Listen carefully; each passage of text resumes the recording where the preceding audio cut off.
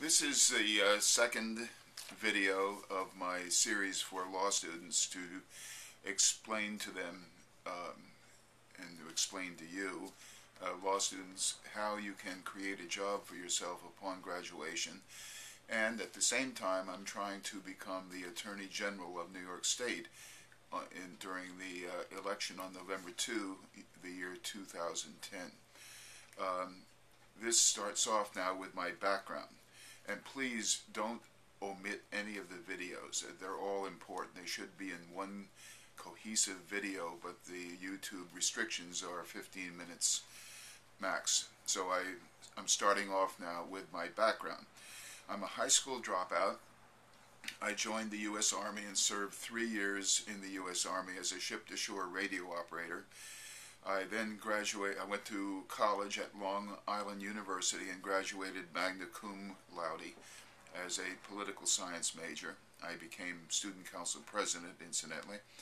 I went to Harvard Law School on a scholarship. I was offered a clerkship to the Chief Judge of the United States Tax Court in Washington, D.C., but instead I took a job on Wall Street doing the typical securities, registrations, litigation, defending against charges of monopolization, and so on.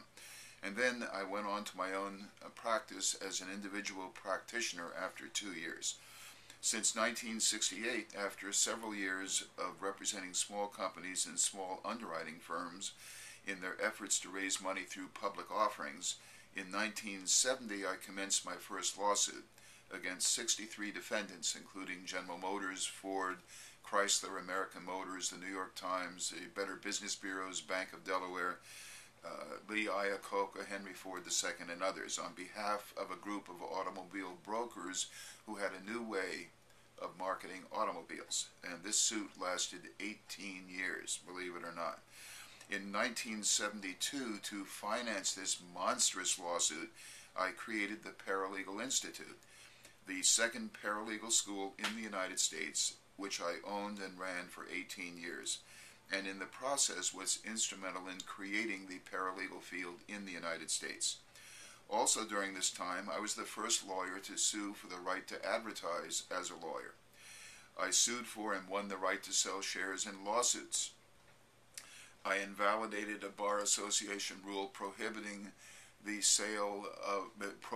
use of an expert witness on a contingent fee basis, and I lost subsequently on appeal.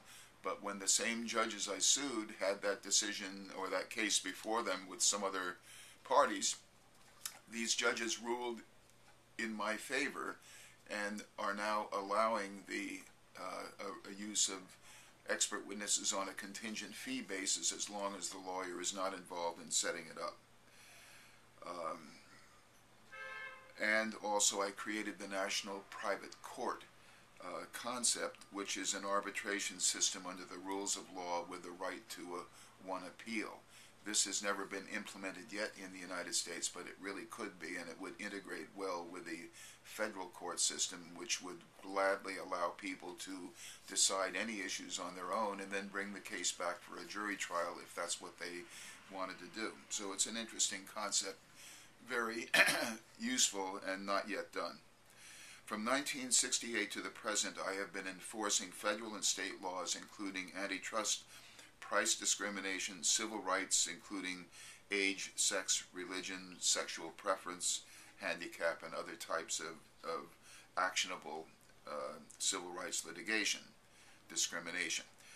I've recently been involved in many defense of mortgage foreclosure cases, both for residents, homeowners, and for businesses. And I have had many trademark, copyright, even some patent, and much general commercial litigation over these years. So in effect, directly as the plaintiff or indirectly as the plaintiff's lawyer, I have been a private attorney general for 42 years and highly qualified to become the New York State Attorney General. During this period, there has been a noticeable decline in the ability for private litigants to enforce their rights against government and major corporations. In the 1970s and early 1980s, antitrust lawsuits could be brought and won. But this has declined starting with the Nixon administration. Now these lawsuits have little hope in most cases, except when they are brought by a government agency, such as the Justice Department or the FTC, which do little or nothing today about antitrust, or a state attorney general. So this is why it's important to put somebody in the office of Attorney General who is familiar with antitrust litigation. Certainly prosecutors are not. That's not their bag. They put individuals, harmless individuals in jail basically, and don't go after the big guys. In 2004, I wrote 3 books during a 2-month period. My 3rd book was finished and sent to the printer when I got an idea and called the printer to stop the presses. My idea, which I wanted to develop in my finished 3rd book without destroying the index to the book, was that of the town attorney general, which is the most important idea of all my ideas.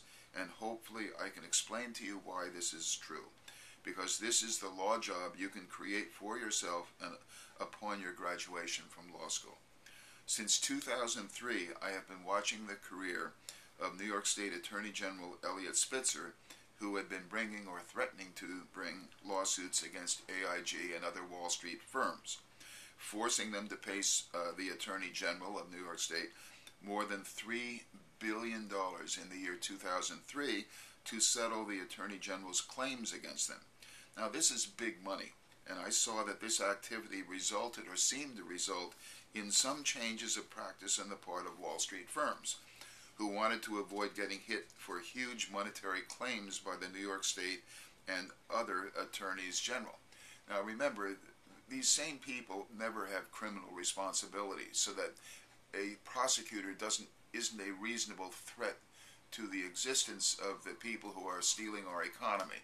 They haven't been brought ever to any type of criminal justice. The only kind of activity that they fear is that of the Attorney General, who can have an enormous financial impact on what they're doing. He can cause them to stop doing the whole thing completely if it's appropriate, and if the Attorney General desires to do that. So my town Attorney General concept came from looking at the power of the office of the Attorney General in New York.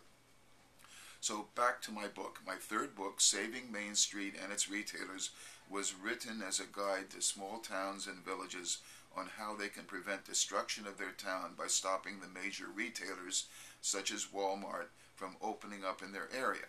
The major retailers are purchasing at illegally low prices called price discrimination, which is prohibited by the federal Robinson-Patman Act, which puts their independent competitors out of business and also winds up with the destruction of manufacturing in the United States, because it's forcing manufacturers really to go overseas to get a lower price called the China price in order to meet the demands of Walmart, and then the money leaves the town and isn't used as an accelerator in the town to any great extent.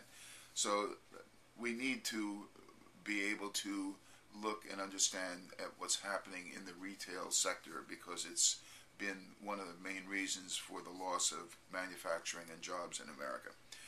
Now, I realized that what was needed was help from the state attorney general, but that the likelihood of this happening for the nation's 40,000 towns, villages, cities, and counties was remote.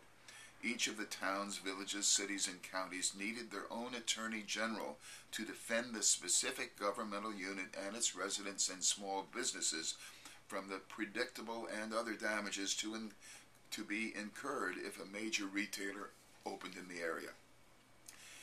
I named this new position the Town Attorney General. It is not a criminal prosecutor. I have been creating websites for years about prosecutorial abuse, and the #1 and #2 website in the country is mine, which deals with prosecutorial abuse and prosecutorial misconduct.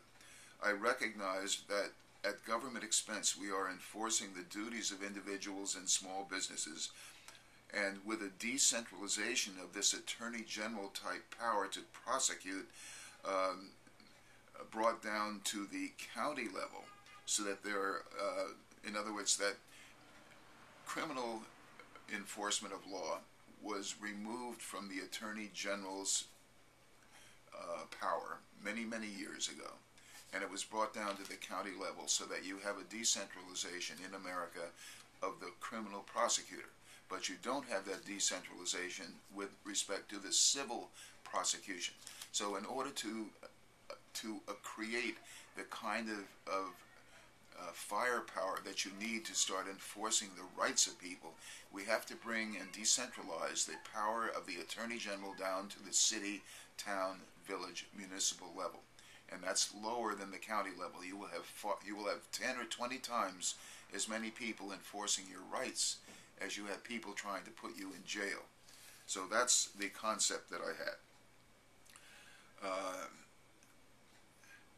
So up to now, American towns, villages, counties, and cities employ attorneys and call them various things, such as town attorneys, corporate counsel, city attorney, but nowhere is the attorney called an attorney general. This is because the town attorney performs a different function. Generally, he or she gives transactional advice to the governmental unit, including zoning law advice, and defends against slip and fall cases and other cases brought against the governmental unit. But these municipal lawyers are not noted at all for commencing actions to enforce the rights of their residents and small businesses, something the state attorney general is more apt to do, if anyone at all. Accordingly, I built into my third book at various pages where space was still available without changing my existing book index pagination, how every town, village, and municipality in the United States should appoint, or hopefully in the future elect, a town attorney general to enforce the rights of residents and small businesses at governmental expense. Imagine if in the U.S. we had 40,000 attorneys, one employed by each governmental unit, defending the rights of individuals and small businesses at government expense, including the right not to be illegally prosecuted by the elected county district attorney. This, I believe, is an important check and balance needed in America to offset the ever-increasing criminal prosecutions resulting in 97% pleading guilty and 3% being found guilty at an unfair trial, with only an occasional O.J. Simpson getting off at trial for unrelated reasons.